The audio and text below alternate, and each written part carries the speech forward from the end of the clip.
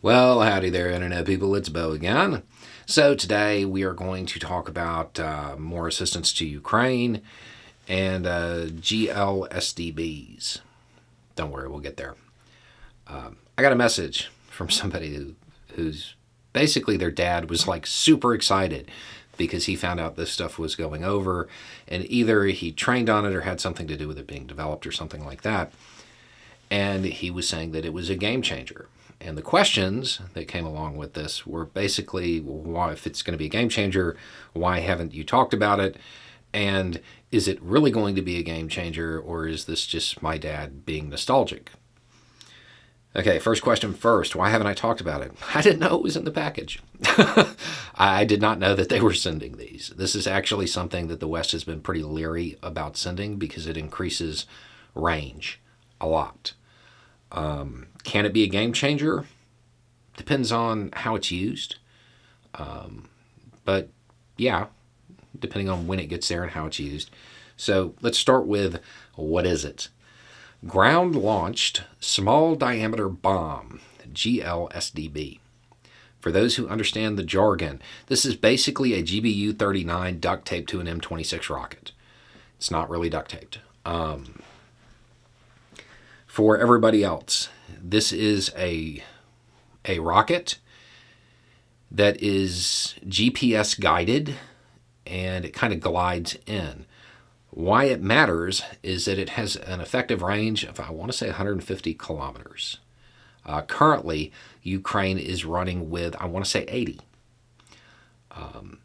So it gives them a substantial increase in their ability to hit stuff at distance. Now, I don't know if this is something the media is going to latch onto or not. I would imagine, though, if pundits do start talking about it, most will probably focus on its potential use for disrupting command and control, I would guess. I don't think that's where it would really shine, though. If they get these prior to the anticipated Russian offensive and then get them fielded, it can really be a game changer. It can be used to disrupt supply lines. Right now, Russia can have its supply depots at 90 kilometers. They're going to have to move them back to like 160. Stretching those supply lines, when Russia has put so much effort into working out its logistics and disrupting what they have to do just before an offensive, that could really help. Russia is not great with their supply lines.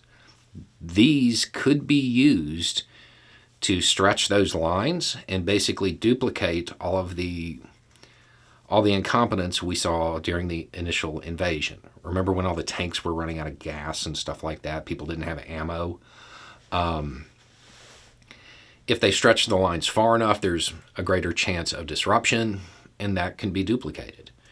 That is where I think it would really turn into a game changer. If they get it there, it could be used for that. I haven't seen a timeline. I looked. This does appear to be a relative recent decision. I haven't seen a timeline on when it's supposed to get there, though. And that's going to factor into it a lot. If they can get it there and get it fielded before the offensive, and they can force the supply depots back, yeah, it could definitely provide disruptions to Russian moves that we already know they're not good at dealing with, because we've seen it over and over again. That's where I would imagine they would want to use it. But we're going to have to wait and see. The interesting thing is the increased range, the ability to hit stuff at that distance, because again, the West has been very uncomfortable providing equipment like that. This, to me, suggests they may be getting over some of that, and that they might start providing the tools that Ukraine really needs to win. The good thing about this is it really is like a couple of components that are pretty common. So there shouldn't be issues as far as drawdown and production and all of that. So anyway, it's just a thought. Y'all have a good day.